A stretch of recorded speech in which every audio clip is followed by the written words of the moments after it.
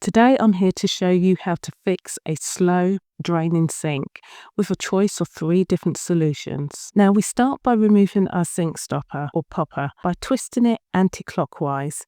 Now if your stopper isn't removable, don't worry, I've got you covered in the next 2 solutions, so please keep watching. Wow, look at the inside of this stopper. It's pretty gross, so we're going to give it a quick scrub, and here I'll be using my trusted scrubber because it does all the hard work for me.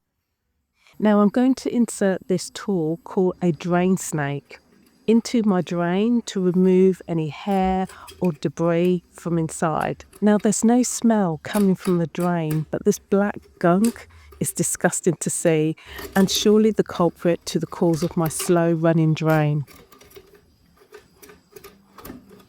This is just gross. And once done, give your sink a good cleaning with some hot water to clear out your drain.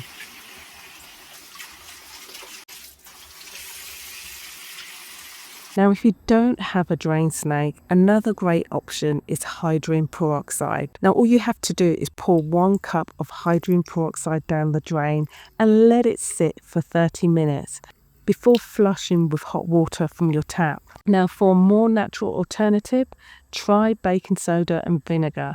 Just pour half a litre of boiling water down the drain, add half a cup of baking soda, let it sit for 5 minutes, then pour in 2 cups of white vinegar and leave for 1 hour. Now once the time is up, scrub the drain opening with the remaining baking soda, and then finish by pouring another half a litre of boiling water down the drain.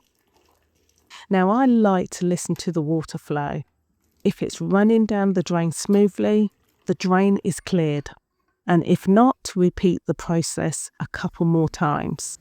Now try not to be like me and forget to do this, as it should be done about every 2 to 3 months. It's a good routine to keep your sink drain running effectively and preventing that build-up.